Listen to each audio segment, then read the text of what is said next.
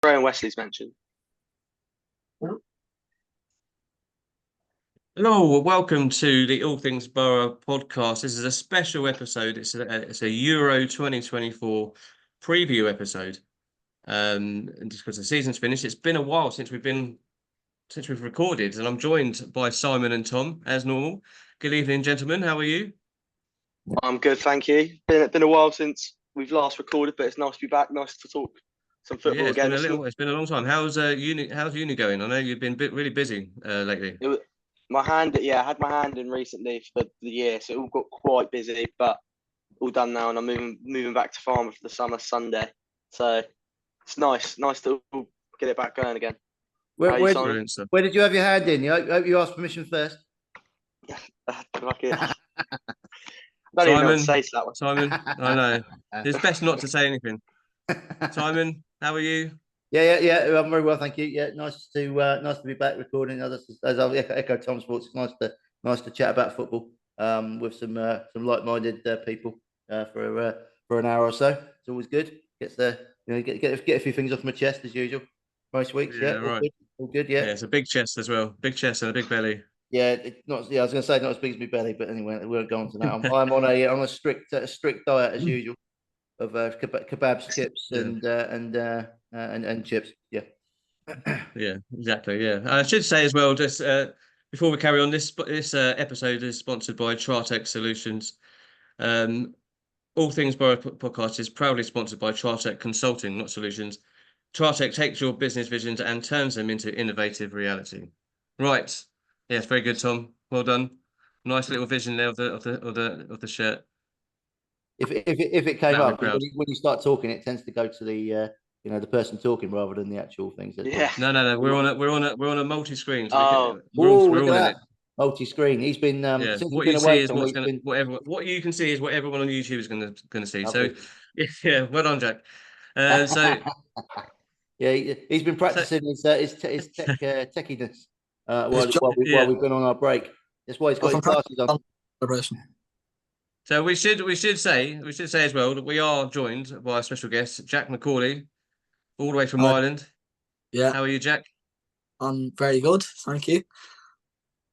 You should feel privileged. I'll just jump in. You should feel privileged there because Alan actually pronounced your name correctly, which is the first time he's done that for a week. I've been listening to some of his radio show. Yeah, I mean, if anyone's been listening to my radio shows the last 2 weeks on our Euros preview shows on my radio show, I have been very, very poor with some of the squads player announcements. Poor Italians, I think it was. Yeah, I think last night I offended a lot of Italian people. I think with some of the pronunciations. Well, I didn't know we won't be doing that today. Lasagna and spag bowl and carbonara were that difficult to pronounce. Really, that's all I can say. Yeah. Pizza. It's a good thing we don't have any Italian listeners. And it's Margaretti. If anyone's seen, it's good. And if we did, they've just clicked off. Yeah.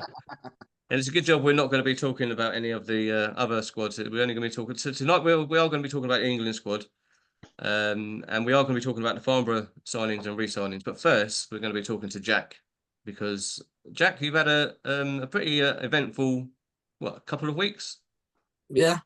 So you wanna talk us and the I know obviously you've been all over Twitter about it as well, but do you want to go through with the listeners about what your last couple of weeks has been like?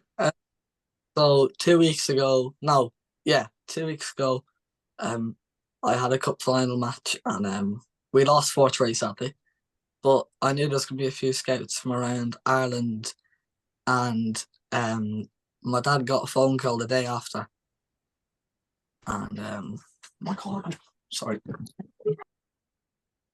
Oh, it's gone. All right, and so Mason Bloomfield. That's good. I think he's been disturbed. He's been disturbed. We'll pick up with that. We'll pick up with that again in a minute. But yeah. Yeah. He's forgotten that we're recording live as well. Well, not live, but now we've got to fill in. Yeah. Right. Well, I think he's back. He's back. Oh, there we go. He's back. I've just died of embarrassment, man. Right. Anyway, where were you? Sorry, Jesus Christ. Yeah, so you had a phone call. Your dad had a phone call. Yeah, and but he got off it. I didn't know what it was. Calls me downstairs, and he's like, "Here, Jack, I think we might have to go to Scotland." And I'm like, "Why?" And he's like, "Rate Rovers want you, and they're under 15s." And I just looked at him like this, and yeah. So it took us a bit to discuss it, like if where we're gonna live, and like if what school I'm gonna have to go to. But Rate said they'll take care of all of that. So the day or two after, we left. So we got a flight from Dublin to Edinburgh, a train to Dunfermline, and then a train to Kirkcaldy, where Wraith is. And yeah, although I only did about 2 training sessions before, disaster struck, let's just say that. Yeah. The first training session would have been a nice introduction because I was standing over a free kick, and I told the boys, I think I have something in me. Stepped up to take it, was going top right corner, off the frame of the bar. Oh, Shocking. And then that other training session was just normal. And then what day was it? It was a Friday, I think. Friday night, I woke up and I had I don't even know how to describe it. It was just a massive pain in my stomach. So I tried to stumble to the little kitchen in the apartments that we lived in. Went to take a paracetamol, keeled over, and my dad had to ring an ambulance. So yeah, I went to the hospital and realised I had to get my appendix taken out. Not for the faint of hearted, let's just say that. But No. You had the operation done, Jack, have you? And it's all successful and it's all you're healing up well now, yeah? Yeah. It's another like 2 or 3 weeks before I can return. But then we came back and my dad, I was in the hospital. My dad decides to ring the coach and he says, "Here, his appendix are after burst and he's out for another 3 weeks." Mm-hmm. And he simply said to me that something along the lines of, "We can't be having lads injured for the space of 2, 3, or 4 weeks. We're gonna have to drop them." So they harshly, very harsh, dropped me, and So they dropped you from the squad completely. Yeah, just pretty much released me. I don't think I've ever cried as much, but came home back to Dublin the next morning, got the bus back to the village that I live in, and then we can just walk home. And I didn't think I would be back playing for a team anyway, as decent for another, God knows, 5, 6 months. I thought I'd be playing for the local team again. But then, out of announced nowhere, there was a Dundalk scout at the game, the same game. They didn't know anything about Wraith coming after me. He rung my dad, saying, "He looks all right, you know." My dad told him he's injured though. Dundalk said they couldn't care less, and then it's inside out, but playing for the boyhood club somehow. So you signed for Dundalk after all that then. So actually for you, it's probably worked out really well. Yeah. See, I can see your diet's all in plan as well then.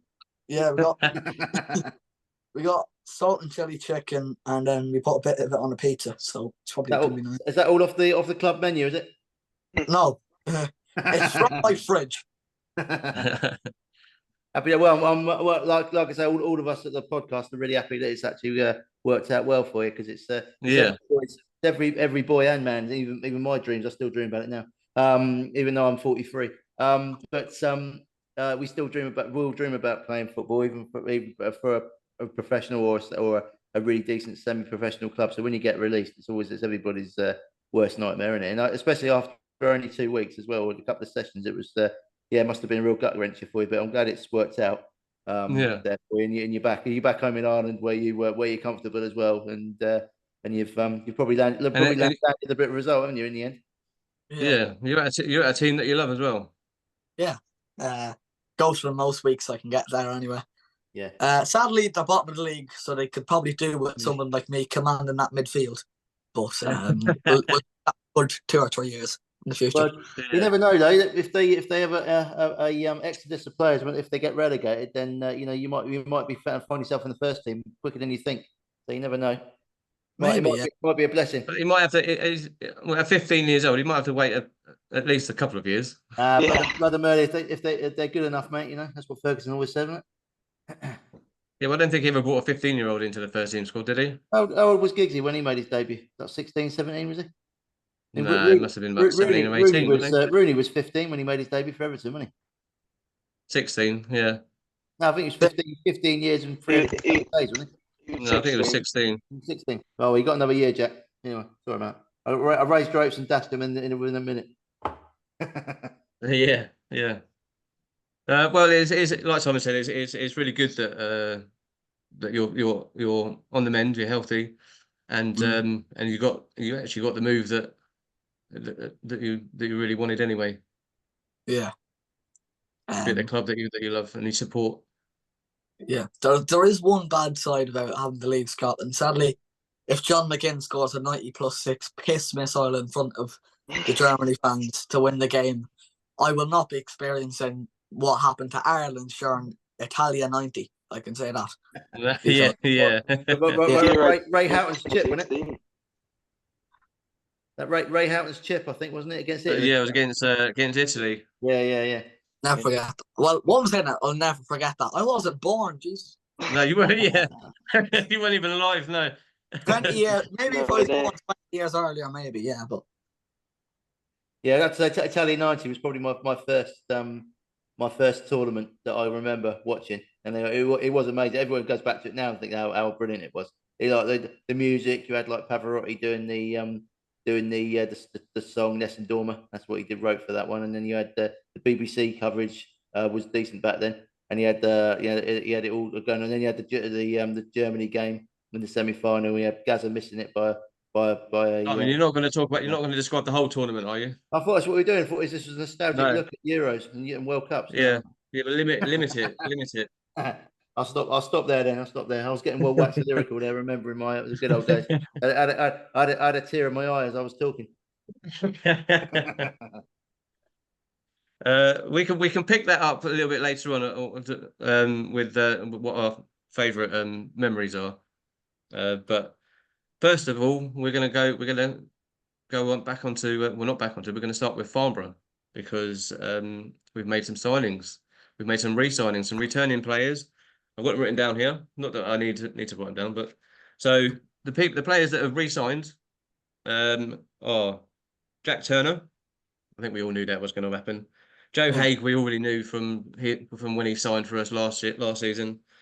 But Ollie Robinson's back, Reggie Young is back, Guy Hollis is back, and CJ Fern is back. So how are we feeling about Jack? How are we feeling about some of them? Very happy, obviously. Jack Turner, you know, I'd put him up there with one of the best keepers in the Conference South, and I'm not even being biased because he's a. I'd say non-league. It's not close, really.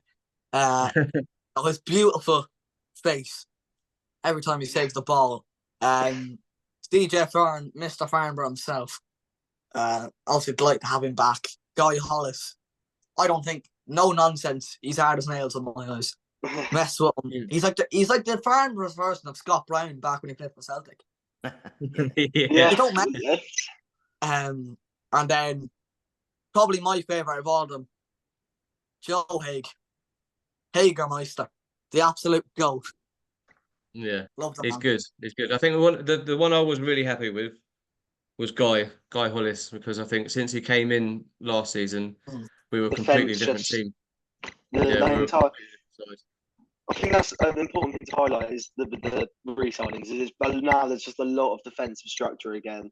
Yeah. And a lot of them, apart from, I think, all bar Joe and Reggie were defensive sort of re-signings. And I think it's a structure and nice to build off of as well, especially the players we are bringing in now to work in front of that. Yeah. Simon, what do you think? So as a car screeching past the hotel, I don't know what the hell that was. For me, I think defensively we're looking quite good. It's similar to last season. We've got most of the back players all signed up, which is good. So we've got a base to build from, which is good. Yeah. I think we do need looking forward. We could do with another centre back, someone from somewhere. Yes. Yeah. So we can't, we or obviously to can't keep maybe Jack Bull. Yeah, I'm Gawley, hoping. I'm yeah, hoping Jack a little Bull bit- resigns. Yeah, so do I, but I don't think he's going to, because obviously they're giving his shirt number to Mason, haven't they? Obviously Mason's the right back, so normally the right backs wear number 2s, but I thought they could have given him 12 or 22. I could have done anything, couldn't they? I Really? think the way I see that, Oh, I well, don't. I think it's first come first serve. I'll be signing because Yeah, what I noticed was with Ricky, no one's. I think he's still on holiday, and then he's just going to handle it all after. But both the numbers he wore, 26 and 7, have been given away to other players. Oh yeah, I forgot it's Ricky's 26, wasn't it? Yeah, that's true. So I think it's first come first serve when they sign. Yeah. So I'm not sure. I think we still could keep Bowley.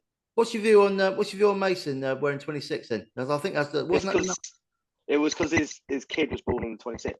Ah, right, cool. Yeah, okay, that's good. Yeah, I think it suits him. Right? It's nice to have like a when he played for us year before last, he had a number in the 20s as well, didn't he? So 20. It was 26. yeah, I thought he 22. was. Yeah, I Yeah. thought he was. Yeah, I So thought he he was wears. 26. Yeah, I thought he was. Yeah. So that's good. So, That's what I'm pretty sure it was 26 last time. Yeah. So yeah, obviously Haig's re-signing is really good. Obviously we knew that was happening anyway. He committed for the end of last season, which is really good. And then obviously I was looking at that, thinking the players re-sign. I was thinking, saying to Al and a couple of conversations we had in the car on the way home from work on occasions. We're going to need a couple of midfield players, central midfielders, and we need a striker, don't we? And lo and behold, and another left back to replace Jordan. And lo and behold, we got what we were looking for, didn't we? Yeah, it's happened. So they've signed 4 new players so far that were announced last week. Centre midfielder in Manny Oyeleke. Got it. I got it. I got it. Try to say that with a mouthful of pasta. Yeah, and then we got Ben Mason, who I think we all knew was coming. Yeah. Josh Casey, who I think we all knew was coming, and Mason Bloomfield. Up front. So so that's a centre midfielder, right back, a left back, and a forward. I mean, we got wind that Mason Bloomfield was going to sign, didn't we? Or they were looking. They were trying. We knew Garbo had his eye on him. The longer time went on, we think he hasn't signed yet. We're thinking, is he got better off somewhere else? And we obviously know that Hampton have got problems financially. It seems this year as well. The owners fraud and stuff. And yeah. What's your? We should say alleged. We should say at this point it's alleged. Yeah. We can't say too much about it because there's an ongoing investigation. And that's why all their players have allegedly signed elsewhere. Yeah. Well, I heard from speaking to someone. Don't grass them up. It's not true. I heard from speaking to someone on Twitter that Hamptons, because of what's thing that's going on, that their budget this season has been severely slashed. It's been. I think it's around the 2K mark a week apparently. And I heard last season that it was about 10 to 12K. So it's pretty much about an 80-90% drop. Yeah. And you can see from the signings that they've made so far this season, they're all step 3, step 4 players that aren't gonna command that much in wages. So I really do think, unless something gets sorted behind the scenes, I really do think that they're going to be cannon fodder this season. Yeah, I mean, in terms of to put it in layman's terms, people who don't understand budgeting and things at this level, you're thinking a sort of 10 to 12 grand wage budget would be a similar budget to what Farnborough operate at last season. Probably not though. And maybe slightly more. But around the ballpark, isn't it? And then so think of Farnborough's budget minus £1 and then divide it by 4. That's currently what Hampton are now currently working on. So it's not good, is it? So not looking long-winded, but yeah, they've essentially if we're believing what we're hearing, that they had a 12K budget, they've lost 10 grand a week straight away because of what's going on. But that's all allegedly, and it's all rumours and that. So but you can sort of see from the signings that they've made so far that they're struggling. Probably spot on. But we're not here to talk about Hampton. We're not here to talk about Hampton. They'll be a great addition to step 3. So, Jack, what's your thoughts on it? To be honest, I only really care about Farnborough. That's what I meant. That's what I was referring to. All right. I thought you were asking about Hampton. No. I reckon we could do with another midfielder, just solidify, I guess. We need 2. Two. Pendlebury. So ideally, Yeah, because we really need Ollie Pendlebury to resign. That would be. Yeah. if Manny Oyeleke gets injured and Pendlebury doesn't re-sign, I don't really know what's going to happen in the midfield because, Yeah. you know, kind of crisis. We don't have anyone really to stick down unless someone can move in, I guess. But Who would you want in, Jack? Anyone particularly you want to try and get in centre midfield? I've got a few names. Well, there's this lad that used to play for Dundalk on loan from Hibernian. He got released from Livingston about 5 hours ago. He's a right winger, but he can play midfield. You're not about to say yourself, are you? No, it's not him. His name's Stephen Released from Bradley. Rick Rovers. No. No, his name's Stephen Bradley. He's only like 20, and he's an absolute wonder with left foot because when he played for Dundalk, he just ran through the Finn Harps defence like a hot knife through a butter and put by the keeper. So he's impressive, the young kid. He has a lot of potential. He didn't really get played much for Livingston, but Hamilton in Scotland are after him. So I think Dundalk are looking at him again because we have 6 signings lined up to announce next month when the window opens. So I say it's a race between Dundalk and Hamilton, but if Farnborough could maybe just have a little sniff around him, maybe. It might be a little bit out of my budget. No, he's hang on. You talk away there. I'll check his price on FIFA. I was going to say, have you emailed Spencer about him yet? Because it might be a good idea. You know, get an email in. Head scout Jack McGauley's on the phone. Yeah, He's a release clause of 1.5 million from. He's a free agent now, Jack. Free agent, yeah. Well, Doing wages, I man. think I've got a feeling travelling over on the ferry for every home game is going to be a bit hard work, but you know. Anyway, yeah. So Tom, what do you think? There's still a few players from last season that we're waiting to re-sign that haven't done it yet. So what are you saying? What are your thoughts on them? I do think there's certainly a few that if we put ourselves in a very good position. And it makes me think that we wouldn't even need to do that much more business than we have, because I think every signing we've made so far is very high quality. But I'd say, I don't know, I think the absolute dream would be the likes of Pendlebury and Kasimu, because I think a front two of Kasimu and Bloomfield is genuinely unrivaled by any other teams attacking our league. I can't see another side who has something more threatening than as a singular pair.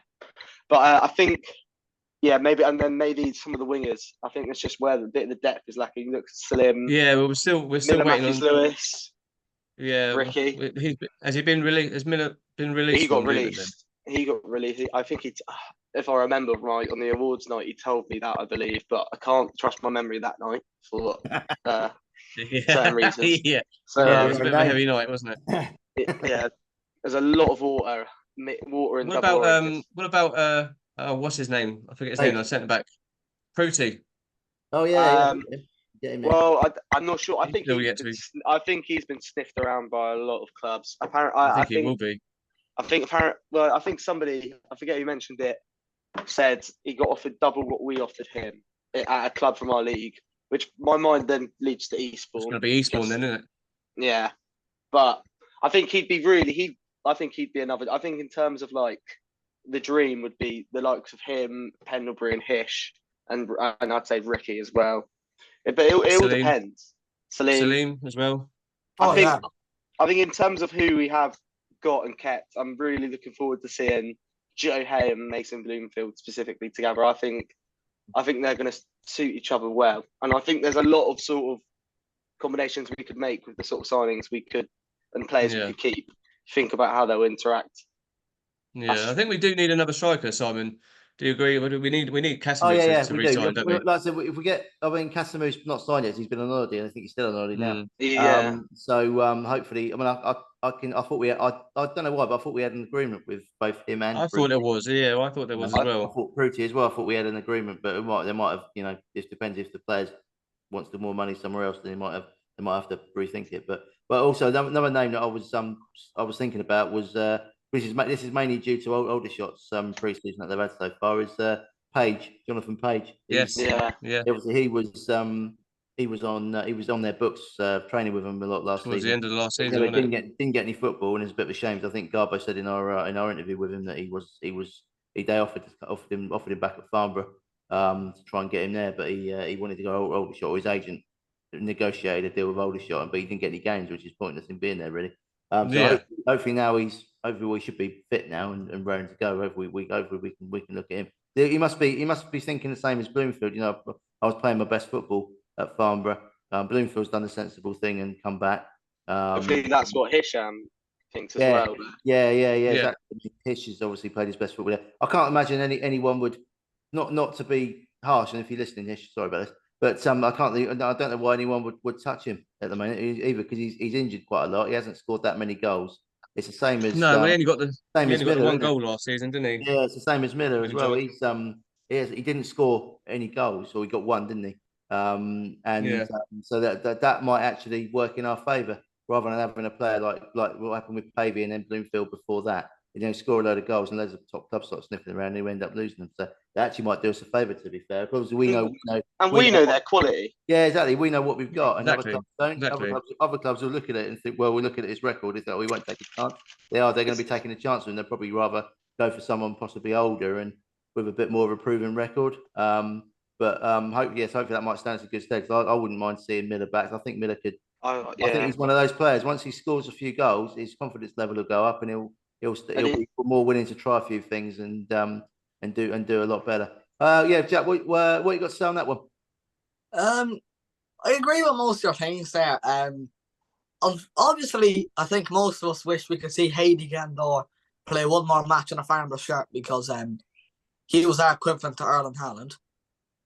Yeah, unfortunately, I don't think that's going to happen, because he's signed a new contract, hasn't he, at Aldershot? I know. He's one of the ones that they kept. Why would you want to stay there of all places anyway? That's all I'm going to say, man. Like, Obviously, he must have been promised first. He said Haidi Gandor. Oh, Haidi. Yeah, Haidi. Sorry. The GOAT. Yeah. I was hoping we'd get him in. Obviously, we interviewed him, and he was quite keen to come back, but obviously then Aldershot have offered him a good deal, and he's playing there. But I could see us getting him on loan, to be fair, if he doesn't get any games, because he wants. If he doesn't get games, then things will turn around for him. He wants to play football, doesn't he? He's not one of these who wants to just sit on the bench all week and sort of train 3 times a week and go home and sulk. He wants to play football. So so that's good. That's a good point you made there, Jack. Yeah, I forgot about Haidi. What else? What else you got to say? What about Pagey and Hisham Kasamu? Hishamu. I'll say a rejig of his name. Anybody else you'd like to see come in? Harvey Bradbury was, as I call him, Saint Shithouse, and just takes the piss out of everyone on Twitter.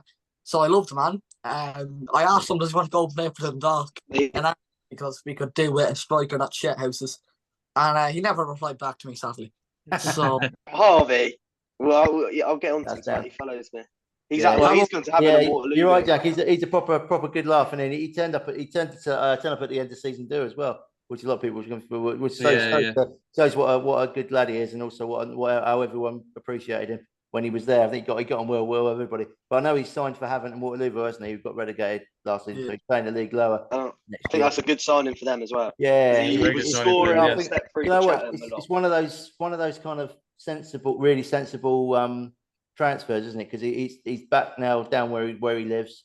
He's Portsmouth sort of Eastleigh based. His dad used to manage them as well. Yeah, exactly. Yeah, and it just makes sense all round, and it's a perfect signing for Havant. I mean, he'll cause havoc down at that level as well. He's big. Well, we're seeing that sort of thing a lot, really, aren't we? With players sort of going around to where they're sort of near and local to. One player that we thought we could try and get was Harry Parsons, and he's signed for Chippenham. And that's his local area, because he was We had a chat with him, didn't we, after the Weymouth Weymouth game? He was a really nice guy. He came over and he did a photograph with us and had a good 15-minute chat with us. It was really nice of him. All on prop. We didn't ask him for anything. He just come over and said hello, which is really nice. So and he said he's sort of Swindon based, or sort of M4 corridor area.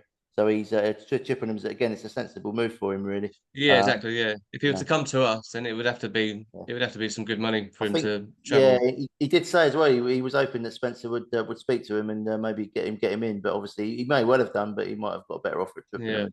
and put it. But when you Yeah. when you put these, And I think he's guaranteed game time there. yeah. And I think he's it's one of the with better options they've got. and he's with Freddie Grant there as well. I think he played Yeah. with him Freddie in Grant. Farnborough, so he knows him, and he probably knows a few of the other lads there as well. So yeah, they could be decent, Chip. And I don't know, there was one of the lads on Twitter who posted his predictions for the league, and he had Chippenham bottom, didn't he? That's how Yeah. I think Freddie Grant's took made a exception to bet that. with him. Yeah, He Freddie took a had bit of word offence up to that. it. I think he's bet 50 quid they don't go down or Really? something. I think he's on to a good bet there. I think I'd have Yeah, to I think see so, him as yeah. well. I don't think I think it more likely been the playoffs rather than go down personally. Yeah. They've got a little bit of money, haven't they, down there? So And if you remember them last they'll season, do well. I think we beat them twice last year, didn't we? Or we drew away, or drew away and won at home. I can't remember. But we I mean they were decent. They were on a similar sort of a run of form to what we were on at the end of the Yeah. season. We beat them at home. They beat us at their place. They did beat them up there. Yeah, I remember it was a midweek game, wasn't it, at Chippenham? I remember. Yeah, it was on the streaming service. I remember. Yeah, that one I was disappointed in the away games, that one. But yeah, they were on a good run. They sort of tailed off a bit towards the end, but they had nothing to play for. They couldn't make the playoffs, so it's natural, really. But yeah, it was I think they'll do quite well personally. It's a good signing for them. It's just a shame. So there's lots of lots of players around. I'm just as I mean, I know Alan, you mentioned a comment the other day, didn't you, about hoping Farnborough would sign some younger players, but I think you forgot about Ben Mason. He's only 20. Yeah. So I think I don't think I certainly don't. Yeah, I don't think we're going to have a pre-season like we had this time last year, where we signed a lot of older experienced players, and then none of them really worked out, did they? Apart from Pavey, and you can't really say Pavey was old. He was 26 at the time. No. Yeah. Perfect age. So yeah, hence why I got a move. Because I think if Pavey had been maybe 4 years older and in his 30s, he wouldn't have got the move, because they wouldn't have said, "Oh, well, he's scoring," but we won't take a chance because he was at his age. No. And who knows what would happen with us? Yeah, exactly. Yeah. So Jack, with a new week coming in, are you fully expecting some more new signings and re-signings to be announced? Probably, yeah. I'd say maybe 2 or 3 re-signings. Hopefully, a new signing or 2 would be nice. Just I don't really care what position they are. Just as long as they just do good, really. As long as they're not all goalkeepers. Yeah. yeah. We're not all the shot. We don't sign for. Yeah. I was going to say that. Yeah, they've Pat Nash must be thinking, what have I done? I've left the unbeatables to go out and loan somewhere. Yeah. Surely he gets a National League South loan. I think has to. He'll get minimum step 3. He'll go on loan. Yeah, I was going to say he won't go any lower than that. I was going to say Bracknell would be a good option for him, but they've got Eckhart in goal, and he's really good. He's very good. So they obviously won't get a game there unless Eckhart gets injured. But it's a bit. I feel a bit sorry for him, really. But there you go. But there we are. Anyway, right, before we go on to the England stuff, to have a quick shout out to our chairman Simon Gardner, who has been elected onto the National League board or directors or whatever it is. Is it? He's a director now, isn't he? The board of directors of the National League, I believe. Yeah. So I know he sort of mentioned a little bit about it the last time we spoke to him on that really long podcast. But yeah, so congratulations to Simon if you're listening. It's very well deserved, and we know your experience in doing that sort of stuff when he was on the board with the Southern League. So well done to him for that. Yeah, he was at the awards. The awards night as well, wasn't he? At the Celtic Matt from. I think Matt was there as well, wasn't he? Sorry. I think Matt was there as well. Yeah, just to say that. Yeah, Matt. He was there with Matt. Matt from Tritec, the sponsors of the club. And he had a day. I think he might have brought his missus with him as well for the weekend. So also Duncan Saunders was there as well from another top lad. BR Transport, another top lad who also puts a lot of effort and time into the club and sponsors the club as well on the board as well. So well done to all 3 of those guys. Well done to Simon. Hopefully you can pay some refs to sort us out this year. Well, hopefully you can have a bit of a. Well, what we need him to have a bit of a hand in the fixtures. Yeah, all that. Stop us getting West Country midweeks. Yeah. Western Supermare away on a Saturday, please. Not. Yeah. No, we'll end up with Western Supermare away on Tuesday, and then followed by the next Tuesday we'll be talking. Churro. Yeah. Yeah. But yeah, Not bad. At least we got rid of Taunton this year, thank God. And yeah. Before we move on to while we're on fixtures, Jack, I've got a quick question for you. Who's your ideal opponent for the first game of the season? Who do you want? Oh, that's a good one. Dorking at home. That's a great shout. It hasn't been a home first day of the season in a while. Give us Dorking at home. I want to go up to Mark White and scream in his face, give us Norville William back right now, you dirty. We don't. We don't need him. We got Josh Casey now. Don't need him. I know. Remember that time on Twitter I said we're going to get relegated when he left, and people ripped into me. We don't need Jordan New anyway. Jordan New. I can't remember who he was. Who is it? Jordan. We had some bloke left. I don't know who he was. Yeah, I can't remember. Jordan Williams. Jordan Nesbitt Williams. Yeah. JWN, was it or something? Was it JCB? Was it? JNW, yeah. His surname was too long anyway to fit on the shirt. It was dark, so we had to get a shot of him. Mike the kit man was fed up with keep having to do his shirt, so we got rid of him. If you are listening, Jordan, please come back. Yeah, we can do what you mate. I'll pay you 20 quid and it's takeaway. If that helps. I think Mark White's paying him a little more than that. Yeah, Buns and amateurs. He's getting that documentary money. I thought you were just called. I thought that was just an insult. I forgot his name.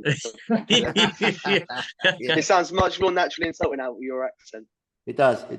Proper. I think every second word's a swear word when every time Jack opens his mouth. I listen a bit more carefully. Oh no, it's actually quite sensible what he's saying. It's all right. What about you, Tommy? Do you want out of the hat first? I think definitely a home match because I'm sick of travelling away to that's shitholes for the first day of the season. Hempstead last year, Chelmsford after that. I would love a home game. First Please game God no. It always feels like an occasion. Who we got? I'd like an interesting side. Maybe Eastbourne just to see what they've got with all those. That's so good. Got from Dorking to Eastbourne. God, give us something. But it would be a very big statement if first game of the season we go and tear them apart, or Dorking just to have that Jordan. But definitely home. Beyond that, I'm really not that bothered. It's just maybe an easy side to get a good start. Yeah, I think a home game. I agree. A home game would be ideal because first game of the season at home to get all the fans down there roaring and rocking the Cherrywood Road. But I think we've got to aim a little bit easier. Maybe a game that we've got a good chance to win is maybe like someone like Hampton or even Aveley. Do you know what I mean? I wouldn't mind Salisbury either because I've got a lot of friends. Yeah, Salisbury. A lot of my friends from uni support Salisbury. I'll tell you what. I'll take what all of you said. But I'll tell you Jack's example of Dorking. I'll tell you what. We won't. I don't think we'll get Dorkings. I think we'll end up with them at Christmas and New Year because there are. It's Easter and Bank Holiday now, isn't it? As well, yeah, there's two. So it'd be one of them two. It'd be Christmas Day, Boxing Day, or the Easter one. It's not Christmas Day, Boxing Day's any fixture now. Oh, have they done it? Have they changed it? I didn't realise. Yeah, it's Easter. Any money we get Slough anyway. Yeah, that's Slough's on my list. I think we should get Salisbury as well. Yeah, Salisbury. One of the promoted teams would be quite good. That'd be quite helpful. And Aveley, because I think Aveley might struggle this year because they've lost a lot of players. I think it had to be an away game. I wouldn't want Truro just because of their new stadiums getting debuted.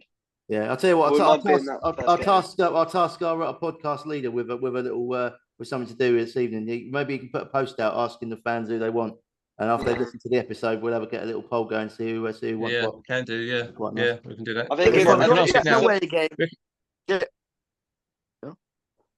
we can ask it now. Who wants to talk? We can ask it now. So who to all the fans, people that are listening, and people that are watching on YouTube as well. Who let us know who do you want to first game of the season? I think for something a bit of a test, I think maybe Chesham as well. That'd be a good one. Just to see how good they are now because they've got a bit of money on them at the minute. They signed some really good players so far. So I think Chesham United might be a good shout. And it's still sort of fairly local as well. Yeah. If we're going to get an away game, It is for give me us anyway. Torquay away on a Saturday. Torquay away, yeah. On a Saturday, though, You know not a what? midweek, a Saturday. I actually wouldn't mind if we did get Torquay away on a Saturday. Yeah, first game of the Saturday, I wouldn't care. And the weather would be nice as well. And if all else fails, if it's a shit match, we can always go down the But beach. also as well, because we talked to the guys from the Talkie Talks quite a lot. But they would actually be a good side to maybe face first or second game of the season because Will they get warmed up? the signings, because they've released literally all their players, and the signings that they are making are all really sort of they are very high National League quality. South or maybe one below. They're going for quite a young squad that wants to improve. Yeah. So it would be a good side to Great face. to give Neil Warnock a bit of abuse as well, wouldn't it? It'd be lovely, wouldn't it? Oh yeah. We'll Yeah, if they come to straight us, into the camera. we'll see him in the Platinum Lounge, Simon. Yeah, exactly. Yeah, just yelling, a whole 90 minutes of Neil Warnock. You're a We can abuse him and then we can ask him nicely to come. We can abuse him and then ask him nicely to come on the podcast after. Yeah, that's true. Yeah. I don't think he does much on social media, does he? Like, he's not very big. I think he does. Pages. He just recently set pages up. Yeah, I know. He did something for one of their new signings. Keeps didn't he? tweeting all his tour dates. That's what he does. yeah. He did. I know the Torquay lot did a post with him and the new manager. Sat in, and he was sat on a couple of deck chairs on the end of the pier, or something. And then they Yeah. That was quite good. But he did it openly admit it wasn't his idea. Right. Happy days. Right. Let's get on to the meat of the topic. It's the England squad. So obviously, the squad's been whittled down to its final 26. We've seen who's left. Are we surprised before we go through the final squad, lads? Are we surprised with start with you, Tom? Are you surprised with who was released, who was let go? I think with Gareth Southgate, it's hard to be surprised. He never really gives everyone's sort of ideal. It's hard to give everyone what they want, and he's the manager, but he always seems to be just a bit off. I was very surprised with some of the players that made it to the camp and then were omitted. I think one of the only ones that were justified was Maguire because of injury. I'd say I would have kept Grealish because I think no matter the form or how many games he's played or whatever, he's going to be an effective player. Especially he loves an occasion as well, and playing for England at the Euros, that's exactly what that is. I think he was very harsh. I'm not too shocked about Maddison because I think we've got better players who do what he can do. But he's had a poor half a season since he had that injury, and which even he admitted to. I think though, I think he's got the defence all wrong to not bring in players like Braithwaite. I think Lewis Dunk over Braithwaite and Quansah wasn't right. I don't think Dunk. I don't know how he's gotten within 10 nautical miles of that England squad. I've seen of him this season is him getting bricked. I can't lie. Branthwaite needs to get in there. Has to be Branthwaite, in my opinion. I can only think that the reason why he's gone for Dunk and not Branthwaite is because it's experience, isn't he? Dunk is older. He's been in the squad a little bit longer than Branthwaite, but Branthwaite has had a better season, even in the struggling Everton side. He has had the better season, and I think he's quite clearly a very sort of good defender. And even as someone who's only just broke into that team, he's clearly. Yeah. I mean, you've got Manchester United, you've got Arsenal. Well, I don't know about Arsenal. You've got a lot of big clubs who want him. I think. Yeah. I don't know. I think there's a lot of options that he had, and I mean, you look at Tomori, who plays week in, week out for AC Milan, and he doesn't even get a sniff over the likes of Brighton defenders. Dunk. Yes, I know. And the other thing as well with Branthwaite is if he was in, he'd be playing with his goalkeeper, his club goalkeeper. So there's a connection there. Do you know what I mean? And they have that connection from playing all season with each other. So so that was a shock for me as well. Trafford, what I wasn't surprised with because you're never going to take four keepers. That's never going to happen. Maddison, I agree with because he's not been very good. His form this season since he had that ankle injury, he's not been very good. Grealish, I was surprised with. He offers something, even if it's off the bench. He offers something. He wins more fouls than anyone else. Set piece. That's what England are good at. It's that simple. Yeah. He has been terrible though this season, Grealish. He's not there. He's not. His form hasn't been great. He hasn't No, really played that much. No, exactly. I mean, He's had, yeah. He's not been playing for City, which is a big factor. And this is it. This is what like Tom was sort of touching on as well with Southgate. He's gone through previous tournaments where he's picking his favourites and picking people that he knows that he's played under him. I mean, he always picks Harry Maguire because he plays well for England. I mean, he hasn't played. Look, if Maguire didn't have the injury, he would be in the squad. And he doesn't earn his place for his club form at all. No. But we've gone from Southgate picking players that he likes rather than players on form, for example, to now he's picking players that some of these players are in good form for their clubs and that. So, but he has gone a bit too top heavy with the forwards. Yeah. We don't need. He's taken 3 strikers. We don't need 3 strikers. We're only playing 1 up front. We don't need 3 strikers. And he's brought in a striker, Ivan Toney. He's only scored less than a handful of goals in the half a season that he's been back. And I don't think Ivan Toney offers you anything different to Harry Kane. I can see why Watkins was the other choice. He's a completely different kind of player to the other two, but I'm just. I think he could have let Toney go in order to have someone like Branthwaite in the squad. I do like, and well, I think it's worth noting it's the club most represented in the England squad was Crystal Palace with was it Eze Wharton Gray and Henderson. I thought I don't disagree with actually any of those choices, but I think this shows. I think that sort of shows that something's gone slightly wrong there. As good as Palace have been though. Let's go through the squad then. So the 26-man squad is the goalkeepers. We've got Jordan Pickford, Dean Henderson, and Aaron Ramsdale. Tom Heaton's been called up today as well. Tom Heaton's but he's only been called up to help as a coach. To help sort of coach them during their training and that. He's not been called up as a player. Has he not? I thought he was actually called up. I thought he was because the 26 squad is final. You can't name any more. He's there to help coach the goalkeepers. I thought someone got. You can if someone gets injured. Yeah, you can if they're right up to the first game, you can take an injury. But that's not why Tom Heaton's there. That's why not why Tom Heaton. That would be a weird one. I mean, he's got this. Definitely that surely. I mean, Trafford surely. No, he's on about getting it. He's on about getting a year extension at United as well. Heaton, hasn't he? Even though he's not played. A bit like Scott Carson at City. So that is the dream life, by the way.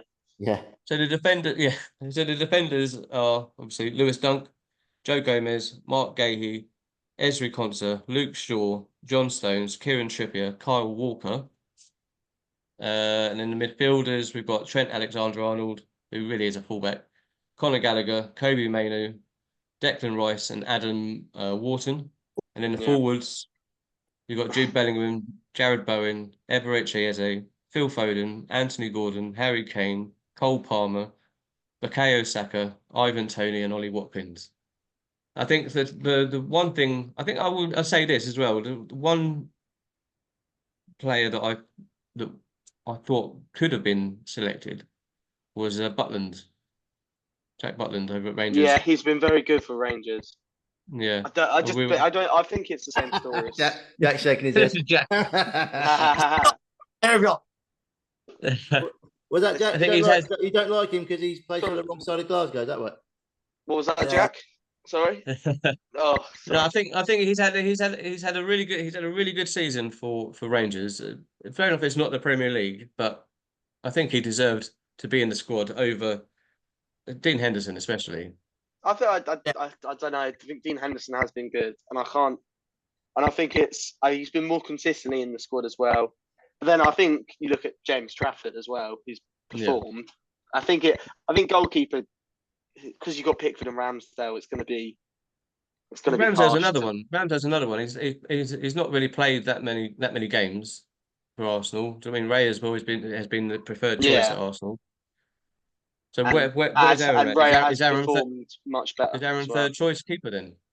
I think Ramsdale will be second, but because I don't know. It always feels a bit pointless the fact you have to call up 3 goalkeepers. In my opinion, I think it's a waste. But I think the only area of the squad he's actually got right is the goalkeepers.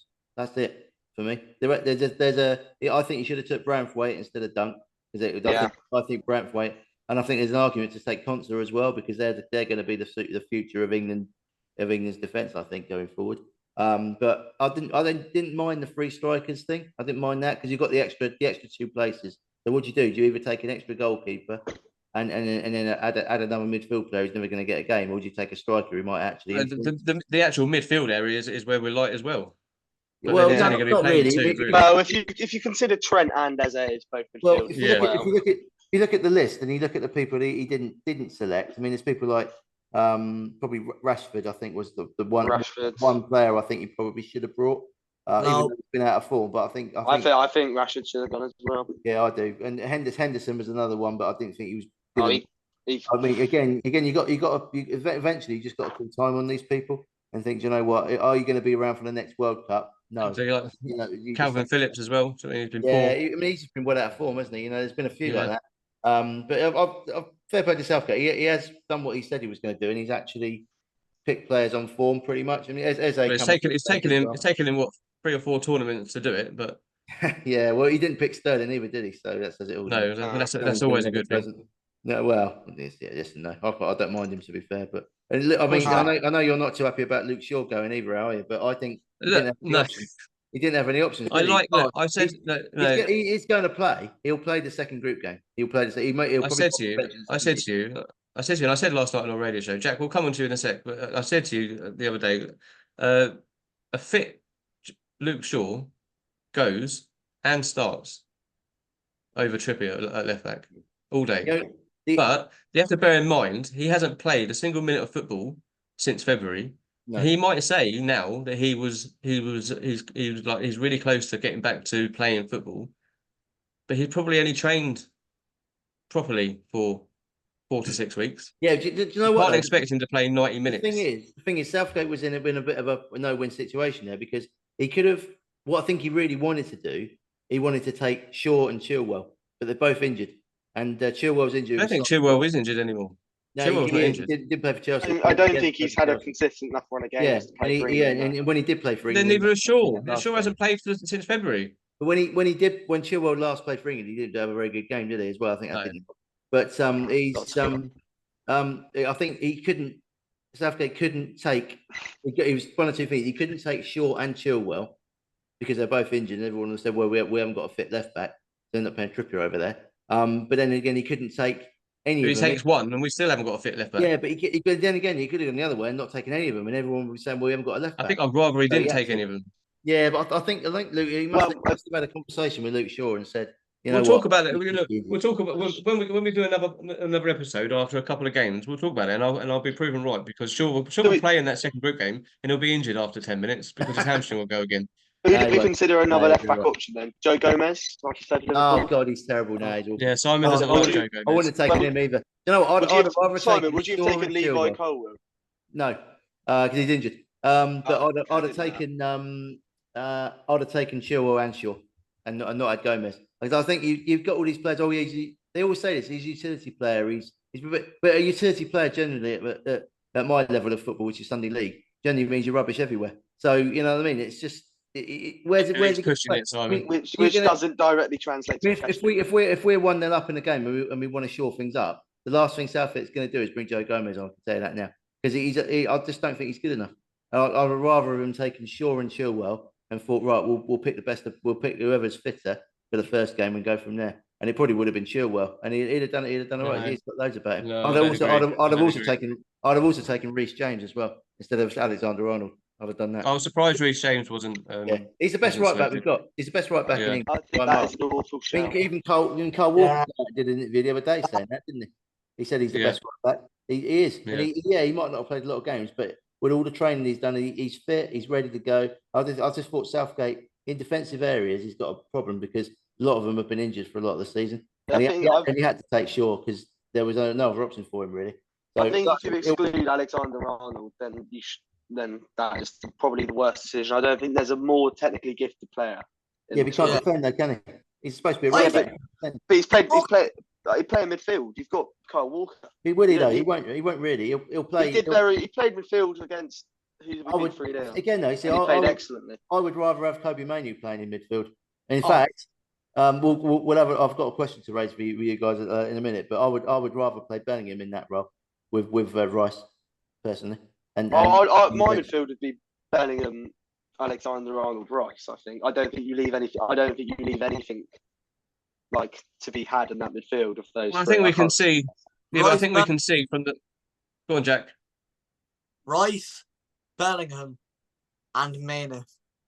That's also a very good midfield. yeah, I think you're. I on, think- I would go the other way. I'd have Rice, Bellingham, and Foden. Oh, I think, yeah. Foden. I think. Foden. I think. I no, don't think. You I should, think. I think Foden deserves better than to be on the left wing. Yeah, I think Foden's been brilliant for City, playing through the middle in the De Bruyne role because he's had a good season because De Bruyne's been out injured all year, pretty much. And he's playing through the middle. You could play Saka on the right, Palmer or Eze on the left hand side. I think Palmer would be more justified in the middle than on the wing as well, though, because that's where he's performed for Chelsea. But I think out of the two of them, I think I'd rather have Foden through the middle than Palmer personally. Yeah. I think you'd rather have Saka on the right. I think you've got to make the most of Foden's probably the best, our most gifted player other than Bellingham. Saka can get on the plane home. Saka's brilliant. I'll play him right. He'll play right. I've got a sneaky feeling Saka won't play the first game. He'll be on the bench because he's been injured. I think Saka won't play any game. He'll be one coming off the bench in every game. I think Foden and Palmer are better. You know what? I think it's not better. I think it all depends on the first game. If we have a decent result against Serbia in our first match, then we got Denmark second, who are notoriously difficult to play against.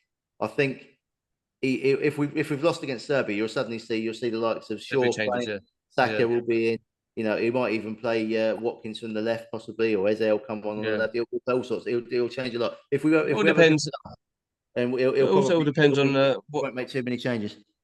It all depends on what formation he goes with as well. Because the last two friendlies, he played 4-2-3-1. He'll play that. That's his system. He'll play 4-2-3-1, no doubt, absolutely 100%.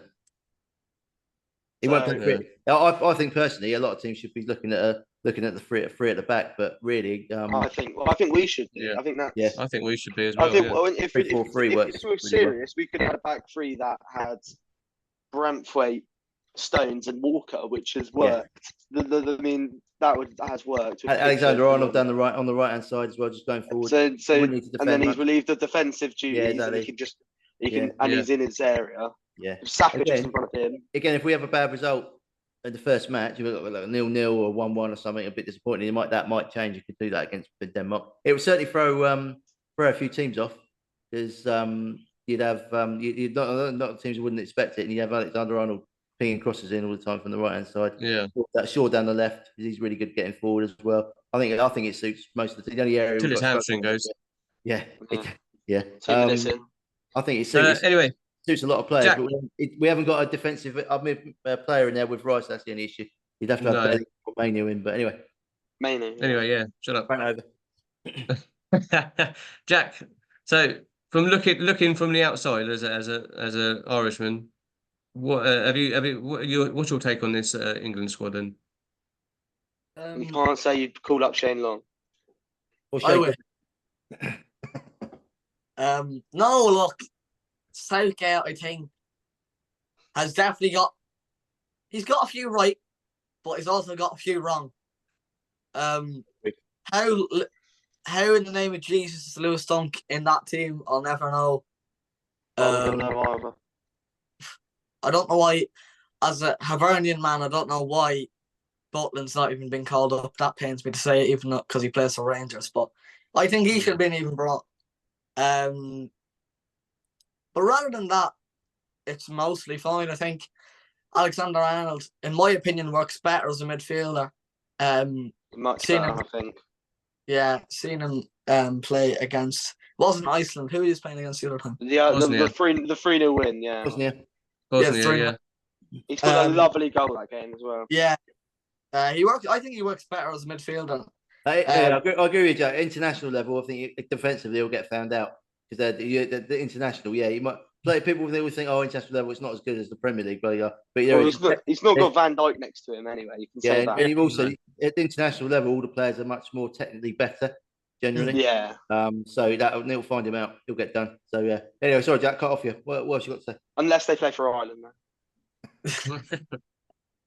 Now, besides that, I think ideally, I think they might try play a 3-4-3, with a front three of Kane, Palmer, and I think Foden. Foden could go on the right. I think maybe. I can't see why everyone's saying Palmer instead of Saka. I don't see one reason that he So should be over Saka. I'm a Chelsea fan, and I think Palmer's great, but I'd rather have Saka playing right side. You can't. I don't think you can. Palmer's on the form that Palmer's on. I don't see what people see in him. But Palmer's been excellent for one season. Yeah. Saka has for several, and Palmer's not even been at his best in Saka's position. You could have both if you wanted. Yeah, I think saying Saka's been good over several seasons is a bit much. Yeah, he only came on 2022, 2021. He played at the 2020 Euros. He's been good since pre-COVID, or he's been about since pre-COVID, and he's not really had a bad season since. I think Saka should be one of the first names in the lineup. Yeah, I don't think. No, I don't. Tottenham fan. Kane should be the first name in the lineup. Yeah, Kane and Pickford. For me, and then Kane, I don't think. The list is a five: Kane, Bellingham, Stones, Saka. I completely agree. Those five.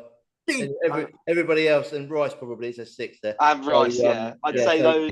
Everybody else, the other five are all playing for their places. I think those six are definitely probably Pickford as well, but.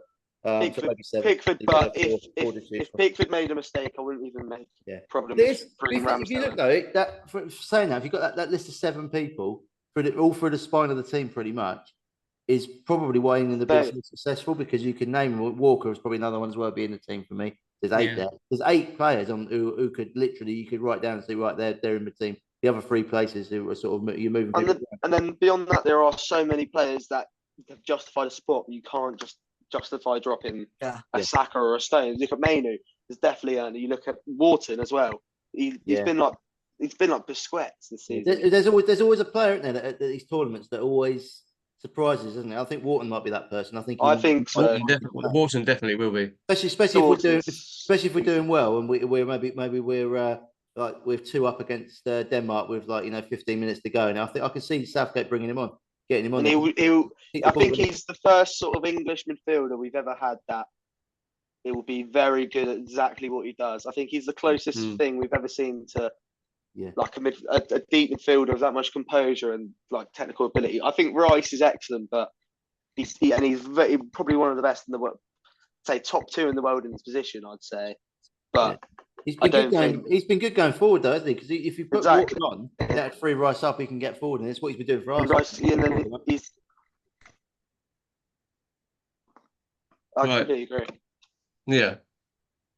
I agree with most of what you're saying, apart from the second. I've got a question for Jack though. Are you going to be, having said all that, are you going to be supporting everybody else but England at this Euros, or is it places getting behind us? Yeah, there'll be a Serbia flag and his Twitter name before we know it. No, there'll be a Scotland flag, believe it or not. He's been in Scotland 2 weeks, and he's already. He's drinking iron brew, and he's supporting Scotland. Do you have a problem with that? I get it. What's the big fuss about it, man? Listen, I didn't know we invited you and McGregor. Right. If you shaved your head, I reckon you'd be train spotted. That's it. Don't do the other parts of that though. Stay away. Yeah. Right.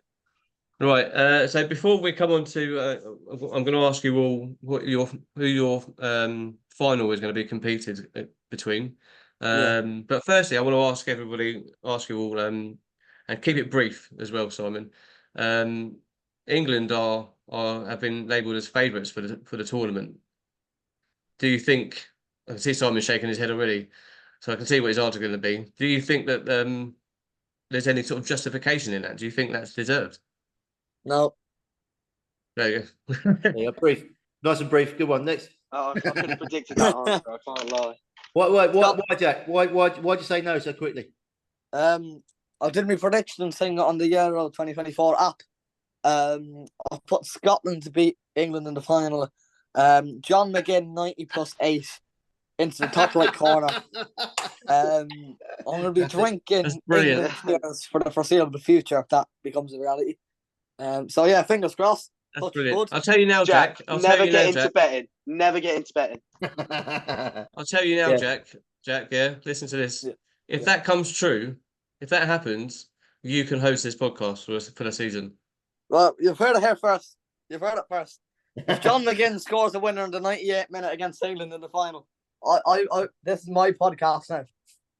Well, I'll tell you what. I'll go next because I've just started talking. So I'll go next. My prediction. I did the same as you on our on the UEFA site. Oh, by the way, there's we've got a fantasy football league on that. By the way, so if you want to join it, have a look on our socials. The link's on there. Yeah. I'll post it again later this evening. We've already got 20 players from. I think my team name's just come on Scotland or something.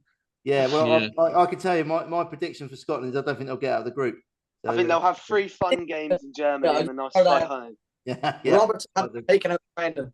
Apparently, he's gotten injured, Yeah, I heard that. Yeah. and Go I on, had Simon. him. I'm gonna have to take him out now. Or something. Who's got injured? Go on, Simon. Robertson. Yeah, he was injured in training apparently. Really? Well, Today. they've got Tierney and Aaron Hickey anyway. They normally play, but Hickey plays all right back. doesn't he? But, I'm injured, yeah. man. yeah, they're You all know, Hickey, I don't think Hickey got called up either. No, I don't Hickey think did he did, did he? No. did. I think I don't know who's better in Scotland than Aaron Hickey, other than the other 2 left backs. But to Yeah, me, Well, you Hickey- just Hickey- named, Hickey- you didn't name them, Hickey- but you just said 2 other left backs. yeah, exactly. Yeah, Main but back- he plays right back, surely. Yeah, he Right, does. we're going off topic. Simon, carry on. Your Right. Yeah, go on. Simon. Well, personally, England are only, and this is coming from a betting seasoned man. gambler. Yeah, no. Season. It's off An season. invest- The only way I can investor. do what I like. It's pre-season, so I'm all right. We're only favourites because on paper you've got people like Bellingham and Kane and Foden. That's the only reason. England are Saka. favourites. Plus, if you normally when with having done a little bit of research over the years, you can actually get better odds on England betting on other betting sites from other countries. Not that I ever have, but you can always they normally have double the price. So England were 11-4 before we lost to Iceland. So I'm hoping those have gone out a bit now. But we've Last I saw it was 3-1.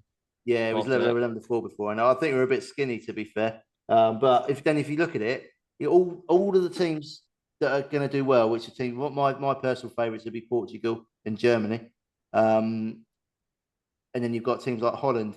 But if you look at Holland, they're all the exact opposite of what England are. All the good teams, all the teams that will do well in this tournament, are all really, really good defensively, and they're lacking going forward, lacking a centre forward. Whereas England are lacking defensively, but all great going forward. So it's going to be interesting to see what happens.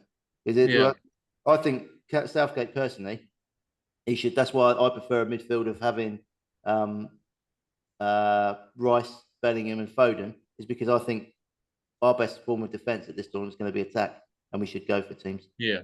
Because all the teams that we know in our group, for example, we've got Serbia, who are notoriously good defensively and are quite belligerent, and play sort of.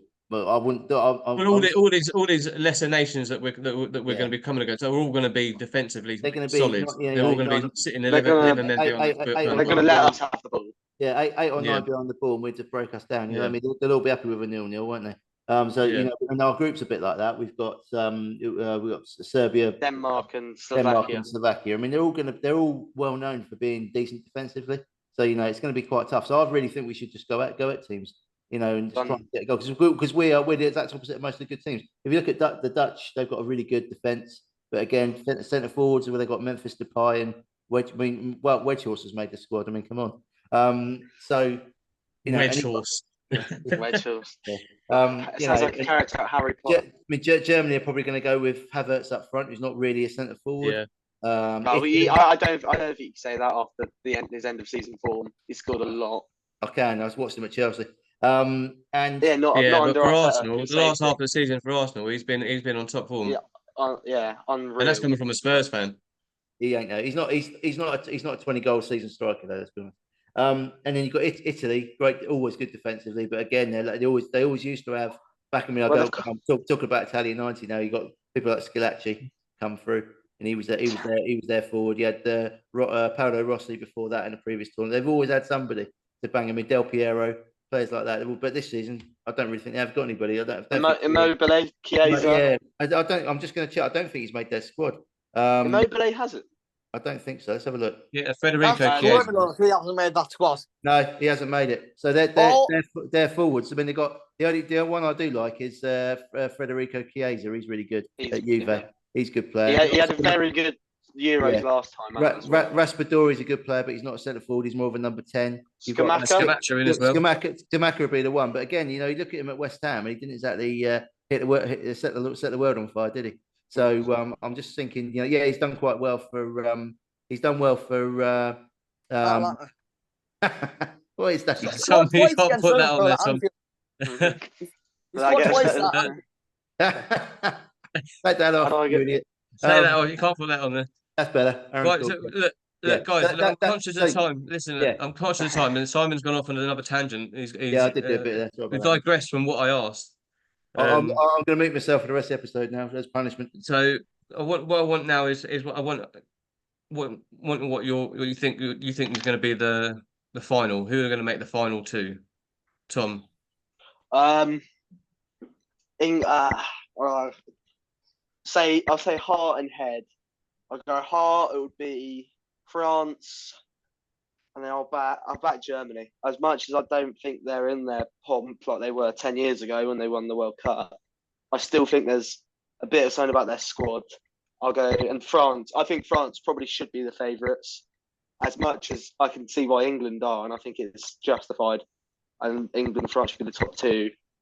I'd say France. I mean, they've got an Mbappe who just signed for Real Madrid, so he's probably not going to be. I can't see any reasons he's not going to be firing, and he's famously good in tournaments. You look at both the last Euros and World Cup and the World Cup before. I don't think. But I'll go with my head. England, Scotland, 90+8, John McGinn own goal for England to win it. Simon? 2-1. Well, you've done all right there, Tom. So having looked at this in some great detail, that actually can happen because there's some teams that can't play each other in the final. Unless something miraculous happens. I think that depends on third place. You get promoted. Yeah, exactly. I mean, I did the same thing as you. I've done my predictor, which I need to change because it's probably not going to happen. Well, I actually had Spain struggling in their group and then ended up winning it. So I had a Spain-Germany final, and Spain winning it. I think Spain are one of the many sides who should be top, but have. I think they're going to struggle. Belgium. I think Belgium don't have anything. They're in the group of death, Spain as well. So they're going to be. They're going to. I think they might struggle. They've got to play Croatia first match, just because that's probably the best of the round one matches. That's probably the best game.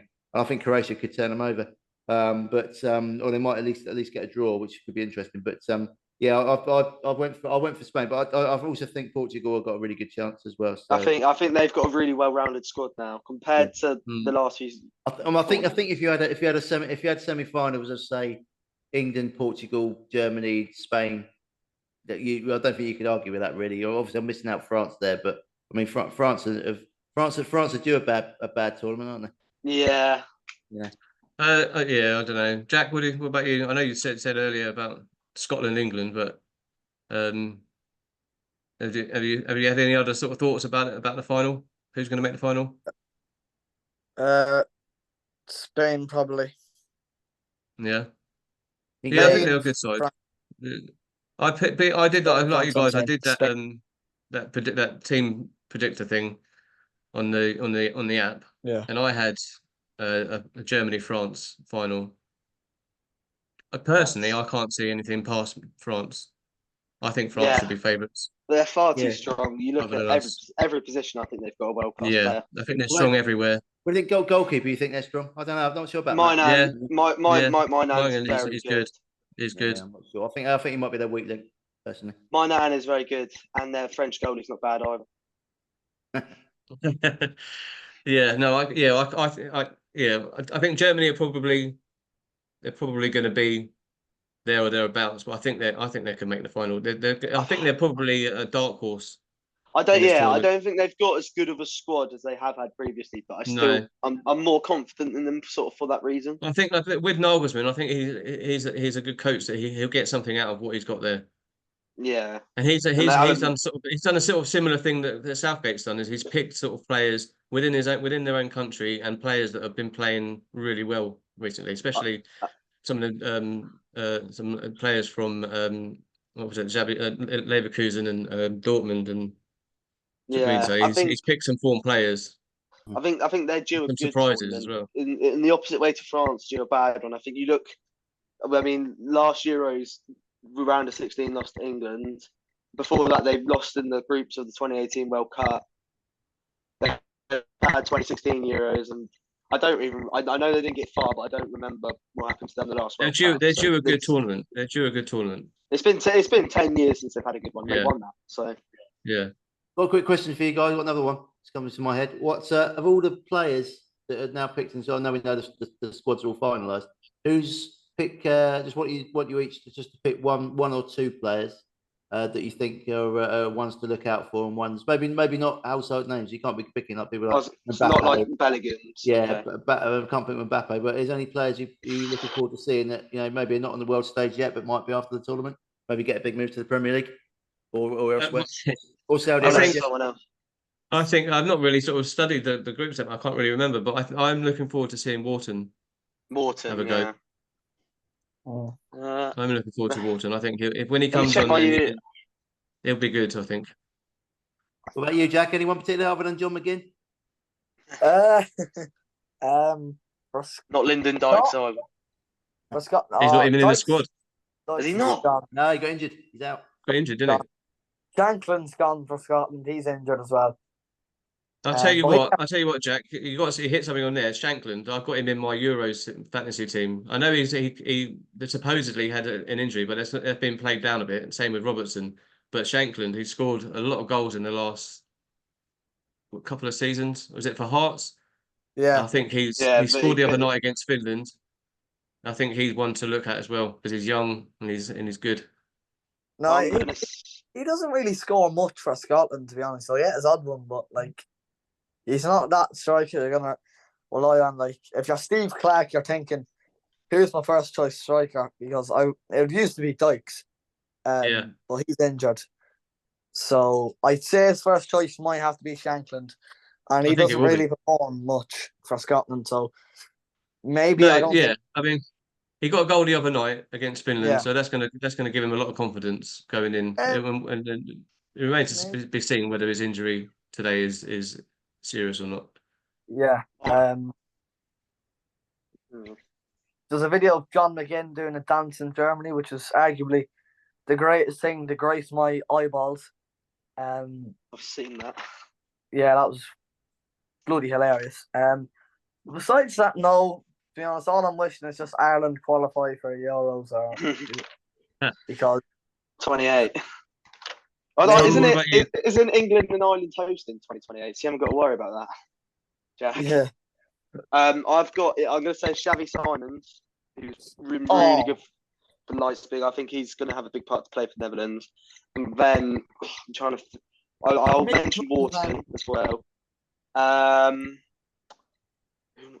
It's a difficult one. There's so many different there's a player for Belgium called Johan Bakayoko. I think they've now lost sort of key players like Hazard and stuff. I think he's a very impressive winger, quite similar to Doku. I'm going to back him. You're going to be on the bench though. They're going to have the Lukaku, the Doku. No, because they play a 3-4-3. So he can play a bit deeper, a bit higher up. They're going to have Trossard as an attacking midfield player. Do you reckon? Well, actually, I'll say Trossard as well. Yeah, he's on my list.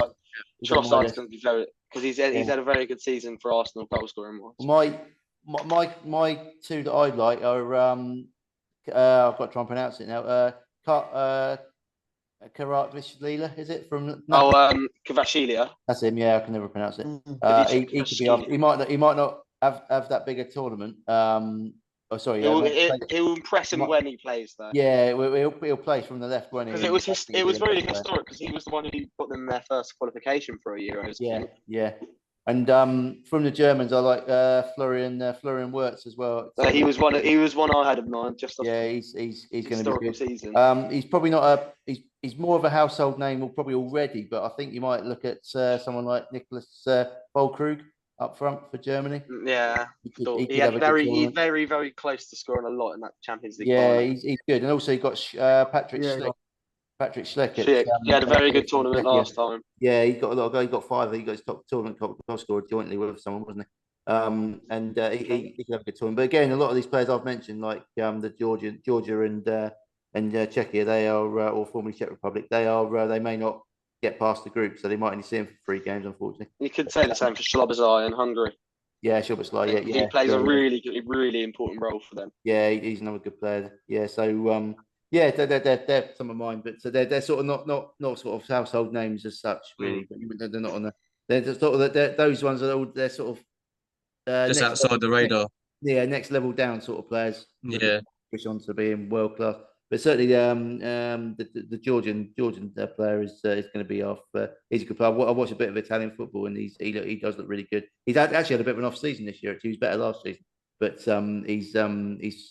Napoli have struggled a bit this season. But he's a good player. But you might have to make the most of him in the early rounds, because I don't think they're going to be going that much further. I'd say as well as DiMarco. Italy's left back. He's been really good for into the season. He's actually I suppose he's household in Italy because they've used him as the advertising main guy. So I think there's a lot of confidence in him going into the tournament. Who's that? DiMarco, yeah. Yeah, Federico DiMarco. He's centre back. Left back. Left back, even better. Yeah. He's really good wing back. Really, he'll get forward a lot. Yeah, you got Matteo Darmian as well on the other side. He's like, I saw him at United. He was shit. Yeah, well, he's really consistent. He's really consistent. There was a few people saying he's really consistent player, and he'll play much more defensively. Yeah, but Barella for Italy as well in the midfield. Yeah, he's good. So yeah, I mean, there's a few there. So make a note, ladies and gents, and they'll all be going their first plane home. All them players I've mentioned. Yeah, most likely, yeah. Yeah, and he's right. That's impressive because he's mentioned half the players in the Euros. No, I've got another quick question. We'll have to make it quick. I'm borrowed about time. Come on, we're running out of time, Simon. Tournament top goal scorer. One name, go. Alan. Bellingham. Wirtz. Who? Wirtz. Go for Wirtz. Like it. Alan. The worst. Yeah, I think maybe Bellingham. Yeah. Kane. Put your money on Kane now. I don't take betting tips from Simon, so don't put your money on. Yeah, I haven't started from a job yet due to my gambling winners, have I? So yeah, probably. No, exactly. Yeah, probably was. Right. So I think that's gonna.